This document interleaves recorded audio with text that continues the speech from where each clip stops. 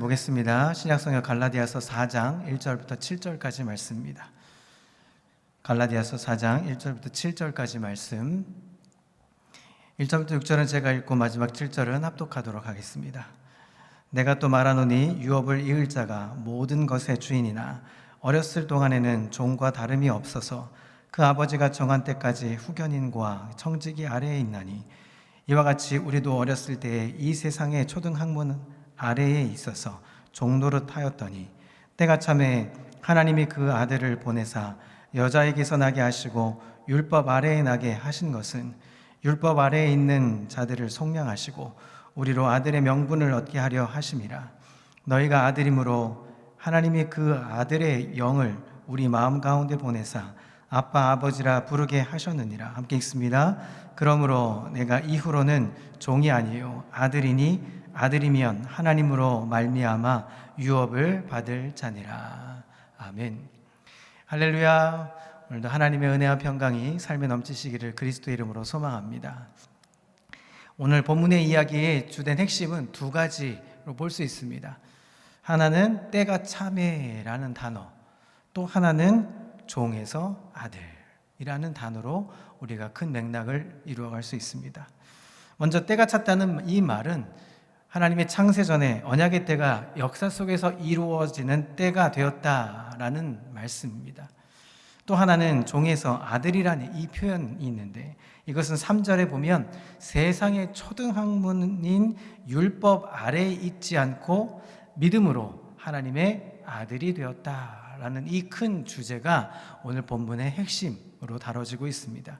이 두 가지 관점에서 오늘 함께 은혜를 살펴보면서 과연 우리는 종인지 아들인지 또 어떤 모습으로 우리가 이 땅에 살아가야 될지를 한번 말씀과 함께 나누고자 합니다. 자, 1절을 먼저 함께 보시죠. 자, 1절 한번 읽어보겠습니다. 시작. 내가 또 말하노니 유업을 이을 자가 모든 것의 주인이나 어렸을 동안에는 종과 다름이 없어서. 앞에 보니까 내가 또 말하노니 라고 강조하고 있습니다. 자, 여러분, 또 말한다. 이 말의 말뜻은 어떤 겁니까? 중요하니까 또 말하는 거죠. 부모가 자녀에게 강조해서 말을 할 때 계속 반복을 합니다. 어떤 이야기를 해서 반복했다는 것은 굉장히 중요한 의미를 담고 있죠. 여러분, 우리의 본성은 은혜를 잘 잊어버립니다. 여러분, 어제의 은혜가 오늘 다 생각나십니까? 주일에 주셨던 하나님 놀라운 은혜의 말씀을 다 지금도 기억하고 계십니까? 물론 다 기억하시고 은혜로 살고 계시는 분들도 많을 겁니다. 그러나 우리는 자주 까먹습니다. 잊어버립니다. 속담에 이런 속담이 있습니다. 원수는 물의 색이고 은혜는 돌의 색이라. 그런데 우리는 늘 반대로 행합니다. 원수는 돌의 색이고 끊임없이 생각하고 은혜는 물의 색이어서 흘려보냅니다. 그렇게 사는 우리의 인생이 아닐까 싶습니다. 자, 이런 인생의 삶에 있어서 하나님의 은혜조차 늘 잊어버리고 우리 자신의 행함만을 또 챙겨내는 이런 육체의 죄된 본성이 있기에 바울은 지금 또 말한다라고 반복하고 있습니다. 그러나 이렇게 거듭 말하는 것이 바울은 안전하다라고 이야기합니다. 그것이 빌립보서 3장 1절부터 3절에 나와 있습니다. 끝으로 나의 형제들아 주 안에서 기뻐하라. 너에게 같은 말을 쓰는 것이 내게는 수고로움이 없고 너에게는 안전하니라. 자, 2절을 한번 읽어볼까요? 시작. 개들을 삼가고 행악하는 자들을 삼가고 몸을 상해하는 일을 삼가라. 3절 있습니다. 하나님의 성령으로 봉사하며 그리스도 예수로 자랑하고 육체를 신뢰하지 아니하는 우리가 곧 할례파다. 육체의 할례를 주장하는 자들을 뭐라고 불렀냐 하면 개들이라고 이야기합니다. 개들을 주의하고 삼가라고 얘기하죠. 할례와 상관없이 하나님의 성령으로 봉사하며 그리스도 예수로 자랑하고 육체를 신뢰하지 아니하는 자가 곧 할례파라고 말합니다. 이것이 마음의 할례파라는 거죠. 그만큼 반복적으로 또 말하는 것이 매우 안전하고 그리고 반복되는 것을 강조하기 위해서 바울은 자주 이렇게 인용을 합니다. 다시 본문으로 돌아가 보면 또 말하는데 그것은 유업을 이을 자가 모든 것의 주인이다 라고 말합니다. 그러나 그 주인의 자기 아들이 자라기까지, 성장하기까지는 누가 필요하냐 하면 후견인 또는 청지기가 필요했습니다. 그에게, 후견인과 청지기에게 자신의 주인의 아들을 맡깁니다. 그러나 그 아이가 성년이 되면 더 이상은 후견인과 청지기가 아들의 간섭을 막아설 수 없습니다. 오히려 아들이 된 자의 말을 따르고 들어야 하게 되죠. 이와 같이 율법이란 어떤 것입니까? 하나님께서 정하신 때까지 이스라엘 백성들을 가두어 울타리를 만들고 그곳에 가두는 역할을 하는 것이 바로 율법이 지닌 기능의 역할입니다. 자, 이 기간은 모세 때부터 시작해서 예수 그리스도까지 약 1400년의 기간을 필요로 했습니다. 자, 모세 이전에 아브라함이 하나님의 약속을 믿음으로 의롭다함을 받았습니다. 그 믿음이란 바로 예수 그리스도를 믿음으로 의롭다함을 받는 것입니다. 죄인이 의롭다함을 받는 것은 오직 믿음으로, 오직 값없이 주시는 은혜로 말미암아 의롭다함을 받게 되는 것이죠.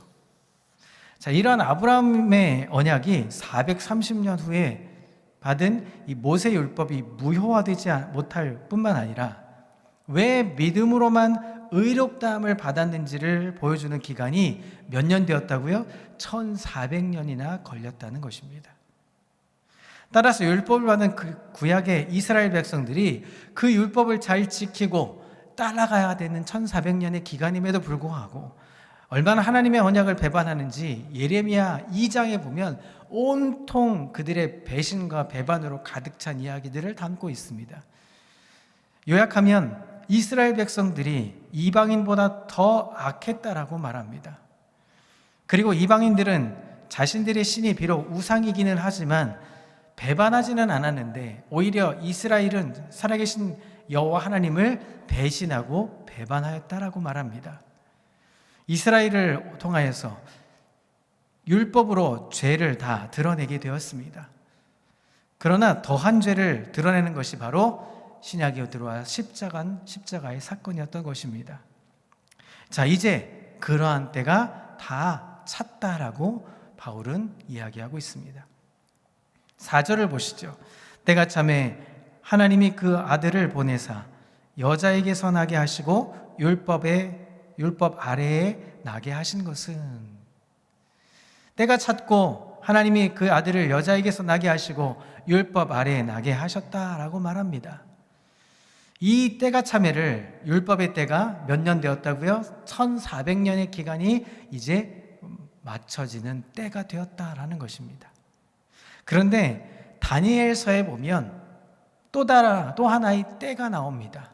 다니엘서 2장에 보시면 바벨론 왕 느부갓네살이 꿈을 꿉니다. 근데 그 꿈을 순간 잊어버립니다. 그래서 술사들을 불러다가 자신의 꿈을 알게 하고 그 꿈도 해석하라고 이야기합니다. 여러분, 이게 상식적으로 맞습니까? 꿈을 이야기하지 않았는데 어떻게 해석해낼 수 있습니까? 꿈을 이야기해서 해석해야 되는데 어떻게 다른 사람의 꿈을 알 수가 있겠습니까? 바벨론의 술사들이 사람의 육체와 함께 살지 않는 신들 외에는 도대체 알 수 없어서 모른다라고 이야기합니다. 그랬더니 술사들이 평소에 꿈을 꾸고 해석하는 것들이 다 가짜라고 그들을 폄하하면서 몽땅 죽이려고 합니다.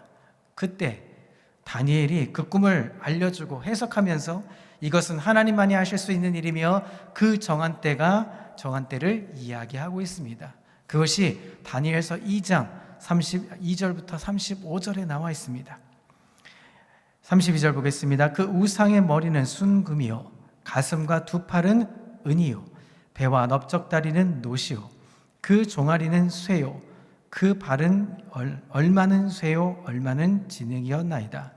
또 왕이 보신즉 손대지 아니한 돌이 나와서 신성의 쇠와 진흙의 발을 쳐서 부서뜨리매 그때의 쇠와 진흙과 놋과 은과 금이 다 부서져 여름 타작마작의 겨같이 되어 바람에 불려 간 곳이 없었고 우상을 친 돌은 태산을 이루어 온 세계에 가득하였나이다 라고 다니엘이 이렇게 이야기합니다. 자, 이것을 하나의 동상으로 한번 생각해 보시죠. 이것은 이 하나의 동상이 이렇게 우상으로 만들어진 이 느부갓네살 왕의 동상을 얘기하는데, 이것은 이 신상의 이야기는 바로 제국, 그 당시의 열강들을 이야기합니다. 바벨론, 메데바사, 헬라, 로마 제국을 보여주고 있습니다. 그리고 사람의 손에 의하지 아니한 돌이 신성의 발을 쳐서 부숴버리고, 우상을 친 돌은 태산을 이루어 온 세계에 가득하였다 하는 그때가 바로 로마 시대를 이야기합니다. 예수 그리스도께서 이제 그때가 되어서 역사 속에 등장하신 때가 되었다 하는 것을 환상으로 지금 보여주고 있는 것입니다. 따라서 예수 그리스도께서 모든 역사를 창조하신 분이시고 또한 마감하시는 분으로 오셨다 하는 거죠. 모든 구약의 선지자들이 예언한 바로 그때이기도 한 것입니다. 자, 그때가 이제 4절에 때가 찼다라고 얘기합니다. 그리고 그때가 차서 여자 아래에게서 나게 하셨다라고 말합니다. 그것은 천지를 창조하신 하나님이 땅에 사람의 모습으로 오셨다 하는 말입니다. 아버지와 동등한 영광의 자리를 버리시고 자신을 비워서 종의 자리로 오신 것이 바로 여자에게서 나게 하신 것이다 라는 것입니다. 그래서 마리아가 가브리엘에게로부터 수태고지를 받았을 때 주의 계집종 요한이 말씀대로 이루어지기를 원하나이다 라고 고백하죠. 그리고 여자에게서 났다는 말은 마태복음의 족보에서 나오고 있습니다. 마태복음의 1장에 족보는 이렇습니다. 아브라함과 다윗의 자손 예수 그리스도의 세계라. 아브라함도 다윗도 일방적인 은혜 언약으로 구원을 받은 사람들이기에 이런 은혜의 구원을 완성하기 위해서 묵시적인 인물, 바로 역사 가운데 오신 분이 예수 그리스도시다라는 것을 보여주고 있습니다. 따라서 하나님의 아들이 여자에게서 나신 것은 구약성경 창세기 3장 15절에 뱀의 머리를 상하게 할 여자의 후손과 이사야서 7장 14절에 처녀가 아들을 낳을 것인데 그 이름을 임마누엘이라 하는 것을 다 포함하고 있는 것입니다. 그리고 족보 속에서 나온 여인이 등장하는데 다말, 라합, 우리의 아내, 그리고 마리아를 이야기합니다. 어떤 여인들입니까? 바로 시아버지와 며느리 그 다말, 기생 라합, 우리의 아내 밧세바, 그리고 자신을 계집종이라고 말한 처녀 마리아까지 등장하죠. 이것을 통해서 예수님께서 여자에게서 나셨다는 이 말은 완전히 자신을 비워서 종의 모습으로 오셔서 모든 언약을 완성하시기 위해서 이 땅에 오셨다는 것을 표현해주고 있습니다. 자, 그래서 다시 오늘 본문 4절을 한번 보시죠. 때가 참에 하나님이 그 아들을 보내사 여자에게서 나게 하시고 율법 아래에 나게 하셨다라고 말씀하십니다. 자, 여기 빨간 글씨에 율법 아래에 나게 하셨다라는 이 말씀을 한번 들여다보겠습니다. 자, 율법을 제정하시고 율법을 주신 분이 율법 아래에 나셨다라고 이야기하십니다. 율법 아래에 아래 나셨다 하는 이야기는 죄 아래 오셨다라는 말입니다. 무엇 아래요? 죄 아래 오셨다는 것입니다. 율법이 사람을 죄 아래 가두는 역할을 하는데, 그래서 예수님은 율법 아래 오신 것입니다. 그것은 무엇을 뜻합니까? 죄인이 아니신데 죄인의 모습으로 이 땅에 오셨다라는 말씀입니다. 죄인이 받아야 할 물로 세례를 받으십니다. 그리고 모든 율법을 다 지키십니다. 형식적으로 지키신 것이 아니라 율법의 원래의 뜻과 의미를 완벽하게 지켜내십니다. 율법을 완벽하게 지키셨기 때문에 예수님만이 율법으로 의롭다함을 받을 수가 있습니다. 그런데 율법 아래에 오셔서 율법을 다 완성하신 분이 왜 저주받은 십자가를 지셔야 했겠습니까? 그것이 갈라디아서 오늘 본문 5절에 등장하고 있습니다. 자, 5절을 한번 읽어볼까요? 시작. 율법 아래에 있는 자들을 속량하시고 우리로 아들의 명분을 얻게 하려 하심이라. 자, 이 율법 아래에 있는 자들을 죄 아래 있는 이 자들을 어떻게 하시기 위해요? 속량하시기 위해서 이 땅에 오셨다는 것입니다. 예수님께서 여자에게서 나시고 율법 아래에 오신 것은 율법의 의로는 그 어느 누구도, 그 어느 인간도 의에 이를 수 없기 때문에 하나님의 아들이 친히 죄인의 자리에 오셔서 죄를 알지도 못하시는 분이 죄를 담당시키시고자 그 담당하심으로 하나님의 언약을 완성하시기 위해서 이 땅에 오셨다 하는 말입니다. 이렇게 하시는 이유는 하나님 아버지께서 아들에게 맡긴 자들을 하나도 잃어버리지 아니하시고 찾아내기 위함이었습니다. 인류를 구원하기 위한 목적은 무엇입니까? 모든 인류가 하나님의 아들이 되고 하나님의 백성으로 삼고자 하는 구원의 열망 때문이셨습니다. 여러분, 속량이란 말을 기억하시죠? 속량이라는 것은 죄와 사망에 사로잡혀 있는 자들을 자기의 피로 구속해어 내신 것입니다. 그렇게 하심으로 우리로 아들의 명분을 얻게 하시기 위해셨다는 것입니다. 그래서 율법 아래에 오신 것입니다. 자, 종에서 아들로 만들어내기 위해서 때가 차서 하나님의 아들이 여자에게서 나게 하시고 율법 아래에게 나게 하셔서 아들의 명분을 얻게 하셨습니다. 자, 이렇게 아들의 명분을 얻은 자들이 실제적으로 하나님을 아빠, 아버지라고 부르게 되는 것은 하나님의 아들만 보내시는 것이 아니라 하나님의 그 아들의 영을 또한 우리에게 보내주십니다. 그 아들의 영, 그것은 성령을 이야기합니다. 성령이 임하시는 것은 예수 그리스도의 십자가로 하나님의 모든 언약이 완성되었다는 것을 증거하시면서 하나님을 아빠, 아버지라고, 무엇으로요? 아빠, 아버지로. 이것은 굉장히 중요한 표현입니다. 아빠, 아버지라고 부르게 된 것입니다. 예수님께서 이 땅에 계실 때에는 예수님만 유일하게 하나님을 아빠, 아버지로 부르셨습니다. 우리는 하나님을, 여호와 하나님이란 이름을 우리가 붙이고 있지만 이 이름을 아는 사람은 아무도 없습니다. 하나님을 이름을 아는 사람은 아무도 없습니다. 지금도 없습니다. 그런데 예수님은 하나님을 무엇으로 부릅니까? 아빠, 아버지라고 부릅니다. 그 아빠, 아버지를 누구도 부른다고요? 우리도 부를 수 있게 되었다는 것입니다. 이것이 얼마나 놀라운 사건인지 모릅니다. 이제는 예수 그리스도의 십자가로 우리를 모든 종의 자리에서 아들의 자리로 옮기셨습니다. 그 영을 우리에게 보내주심으로 우리도 하나님을 무엇으로 부릅니까? 아빠, 아버지라고 부를 수 있는 것입니다. 여러분, 이것이 얼마나 놀라운 사건인지 모릅니다. 우리는 종종 이 사건을 잊어버립니다. 이 은혜를 우리는 잊어버리고 삽니다.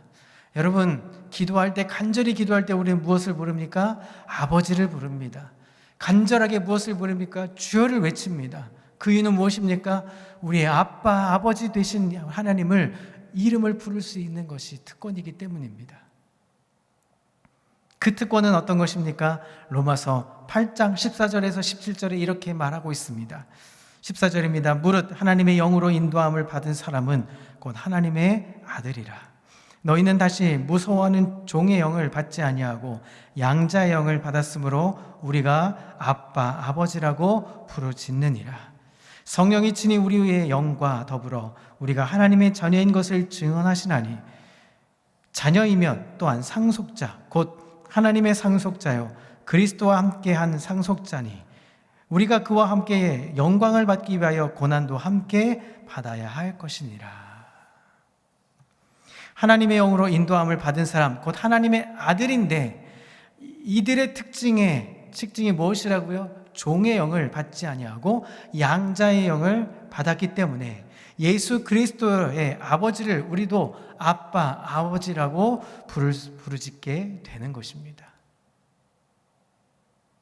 우리도 아빠, 아버지라고 부를 수 있는 특권, 이 놀라운 특권을 매일매일 삶에서 느끼며 감사로 하나님을 아빠, 아버지로 부를 수 있기를 그리스도 이름으로 소망합니다.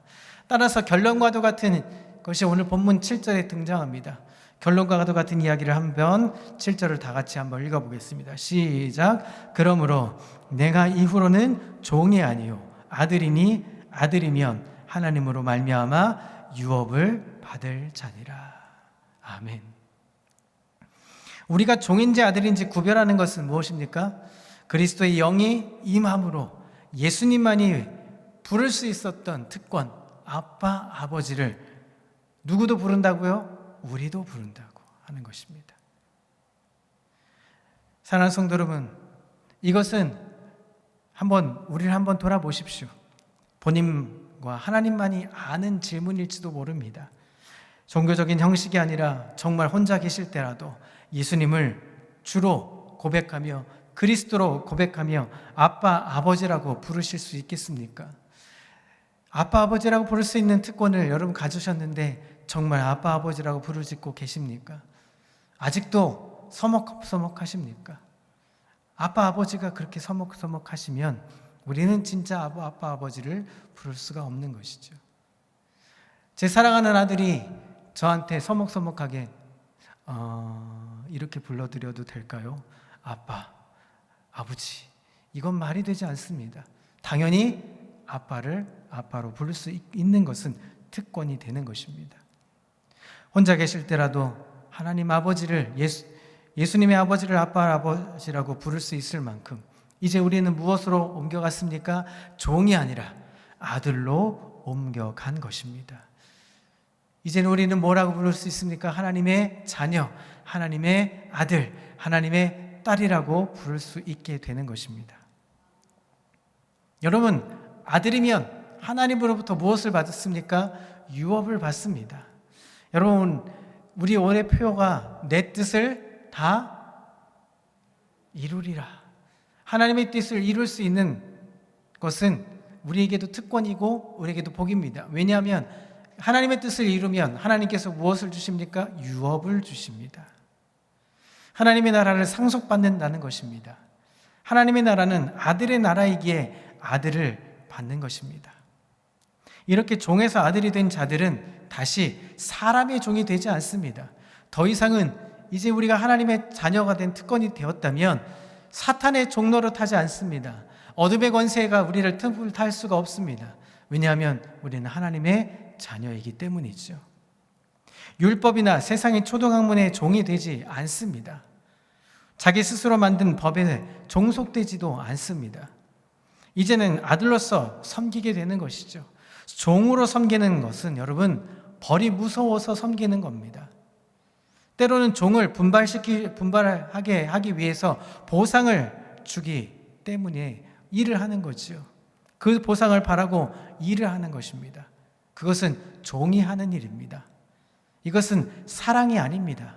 단순히 보상을 받기 위해서 내가 일한 만큼 보상을 받기 위해서 일하는 것이 바로 종의 모습이죠. 그러나 종은 어떻게 얘기합니까? 고린도서 11장 20절에 이렇게 말합니다. 누가 너희를 종으로 삼거나 잡아먹거나 빼앗거나 스스로 높이거나 뺨을 칠지라도 너희가 용납하는도다. 여러분, 이단의 집단들에서만 이런 모습을 보는 것이 아니라 수많은 선교단체나 교회에서도 이런 일이 벌어집니다. 여러분, 제자훈련을 하고 성경 공부를 하는 이유는 무엇입니까? 하나님께 나아가고자 하는, 하나님의 뜻을 이루어드리기 위해서, 더 잘 이루어드리기 위해서 하나님 말씀을 좀 더 연구하고 하나님 말씀을 더 묵상하기 위해서 우리가 공부를 하고 제자훈련을 하는 것이죠. 그런데 제자훈련을 하고 성경 공부를 하는 것이 사람의 종이 되기 위해서 하는 일들이, 자행되는 일들이 많다는 것이죠. 그런데 놀라운 것은 종에서 아들이 된 자들이 어떤 모습으로 섬겨야 하는지 에베소서는 이렇게 말하고 있습니다. 에베소서 6장 5절부터 8절은 우리 함께 천천히 한 목소리로 읽어보도록 하겠습니다. 함께 있습니다. 종들아, 두려워하고 떨며 마음으로 육체의 상전에게 순종하기를 그리스도께 하듯 하라. 눈가림만 하여 사랑을 기쁘게 하는 자처럼 하지 말고 그리스도의 종들처럼 마음으로 하나님의 뜻을 행하고 기쁜 마음으로 섬기기를 주께 하듯 하고 사람들에게 하듯 하지 말라. 이는 각 사람이 무슨 선을 행하든지 종이나 자유인이나 주께로부터 그대로 받을 줄을 알미라. 아멘. 여러분, 세상의 종은 눈가림만 합니다. 그러나 하나님의 아들로 부름받은 자는 마음으로 하나님의 뜻을 행하는데 세상의 상전도 죽게 하듯 합니다. 이것이 종이 아니라 아들로서 섬기는 모습입니다. 우리가 세상의 일이든 교회 일이든 눈가림만 하는 것은 아직 종의 모습으로 표현되는 것입니다. 무슨 일을 하든 죽게 하듯이 섬기는 사람이 아들로 부름을 받은 사람이어야 하는 것입니다. 여러분, 올 한 해 우리는 많은 일들을 교회 안팎으로 섬기고 봉사하고 헌신합니다. 그럴 때 우리는 어떤 모습으로 서야 합니까? 아들의 모습으로 서야 하고 아들로서 섬기게 되는 것입니다. 누구께 하듯이요? 주님께 하듯, 예수 그리스도께 하듯 우리는 그렇게 모습으로 섬겨야 하는 것입니다. 종의 영을 받지 않고 아들의 영을 받은 자들이 자신을 무엇이라고 하는지 로마서 6장 22절에는 죄에 해방되어 하나님의 종이 되었다 말합니다. 고린도전서 7장 22절에는 주 안에서 부름받은 자는 종이라도 자유자이며 자유자라도 그리스도의 종이라고 말합니다. 여러분, 우리가 기도할 때 이렇게 얘기하죠. 하나님의 종, 우리 담임 목사님 기도할 때 무엇이라고 여러분 기도합니까? 하나님의 사자, 하나님의 종이라고 표현하죠. 이럴 때 이 종은 하인의 모습이 아닙니다. 하나님의 아들로서 하나님의 섬기는 종으로서 살아가는 것을 보여주는 것이죠. 고린도후서 4장 5절 우리 함께 읽어볼까요? 시작. 우리는 우리를 전파하는 것이 아니라 오직 예수의 주 되신 것과 또 예수를 위하여 우리가 너희의 종된 것을 전파함이라. 우리는 하나님의 종이 되어서 세상을 전파합니다. 예수 그리스도를 위하여 우리는 하나님의 종된 모습으로 우리는 복음을 전파합니다. 종이 아니라 아들이 된 자로서 종처럼 섬기는 모습이 바로 아들로 부름받은 자의 모습이라는 사실을 우리는 기억해야 합니다. 하나님의 종, 그리스도의 종, 형제들의 종이 되는 것을 기쁘게 여기는 자들이 종에서 아들로 부름을 받은 자의 모습이라는 사실을 기억하며 우리는 아들로서 아빠 아버지라고 부르는 그 하나님의 은혜를 매일매일 삶에서 경험되어지기를 그리스도의 이름으로 소망합니다. 이제 말씀을 좀 정리하려고 합니다. 어느 목사님이 이제 개척교회를 하시면서 전세로 사시다가 교회가 부흥되고 교회에서 집을 장만해 드렸습니다. 이제 목사님의 집이 된 것이죠. 목사님의 이름으로 실제로 된 집을 이제 장만했습니다. 그런데 평소에 청소에는 관심도 없던 이 딸이 그날따라 아주 기쁨으로 집을 쓸고 닦고 이렇게 청소를 합니다. 이유를 물어봤습니다. 그랬더니 이 딸이 이렇게 얘기합니다. 아빠, 이 집은 우리 집이잖아요. 이제 우리 집이잖아요. 여러분, 얼마나 기쁨으로 쓸고 닦고 할까요? 작심삼일이 될지도 모르지만 아마 열심히 쓸고 닦을 것입니다. 사랑하는 성도 여러분, 종은 억지로 살지만 아들은 기쁨으로 살아갑니다. 예수 그리스도의 십자가로 우리는 종에서 아들이 되었습니다. 이 복음을 아는 자는 아들로서 기쁨으로 살아갈 수 있습니다. 이 은혜가 우리 모두의 삶 속에 넘치시기를 그리스도의 이름으로 소망합니다. 오늘 찬양과 기도의 자리로 나아가 보려고 합니다. 여러분, 이 찬양 아시죠? 내 이름 아시죠?